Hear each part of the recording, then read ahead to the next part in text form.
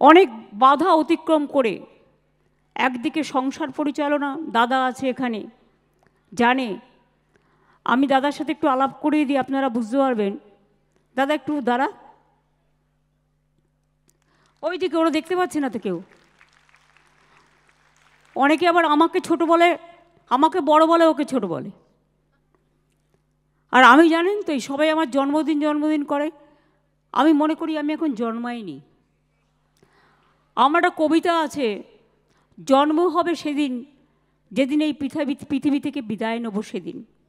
এটা হচ্ছে আমার ইন্টেনশন। আসলে আমরা সব হোম ডেলিভারি তো। আমি যখন ছোট্ট ছিলাম, নামও নিজে দিইনি, বয়সও নিজে দিইনি, পদবিও নিজে দিইনি।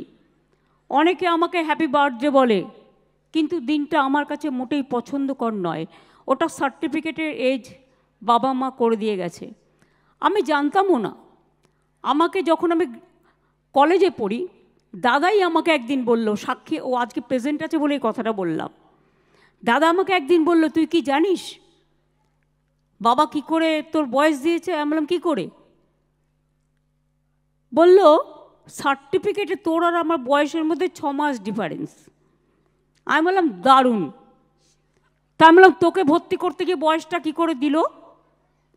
বললো, বাবা গেল স্কুলে, একটা বন্ধু ছিল হেডমাস্টার, তাকে বললেন তুমি একটা বসিয়ে দাও। তার তো কোনো দোষ নেই, তিনি একটা বসিয়ে দিলেন।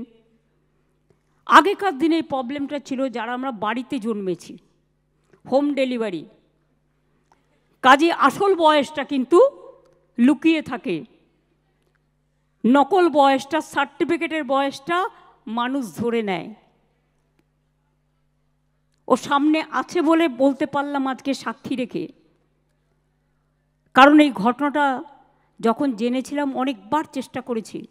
আমার বাড়ানোও আছে 5 বছর। আমি একটা একান্তে বইতে লিখে গেছি এগুলো অনেক দিন আগে, যতটা লেখা সম্ভব। এবং তখন করে দিয়েছে। আমার নামটাও আমার পছন্দ নয়, কিন্তু হয়ে গেছে। যাই হোক, এগুলো হচ্ছে ছোট্টবেলার ঘটনা। ছোটদের সামনেই ছোট্টবেলার ঘটনা বলা উচিত।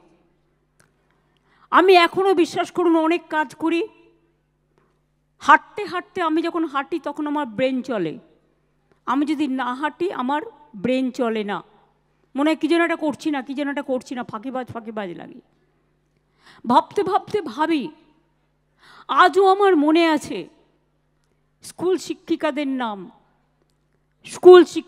নাম, কারণ আমরা মেয়েদের স্কুলে পড়েছি। যার এখন তো কো এডুকেশন অনেক হয়ে গেছে, ছেলে মেয়ে বোধ। আমাদের এখনও মনে আছে ইউনিভার্সিটির প্রফেসরের নাম, কলেজের দিনগুলোর কথা। এটা আমি কখনোই ভুলতে পারি না। এমনকি বিএড পড়তে গেছি শিক্ষায়তনে, তাদের কথাও মনে আছে।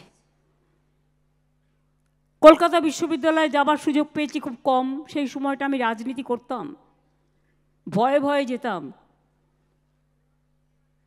কারণ আমার সারা শরীরটা, আমি একটা জীবন্ত লাশের মতো। পা থেকে মাথা পর্যন্ত এমন কোনো জায়গা নেই যে আমি পিটানি খাইনি সিপিএমের আমলে। মৃত্যুর হাত থেকে অনেকবার বেঁচে এসেছি।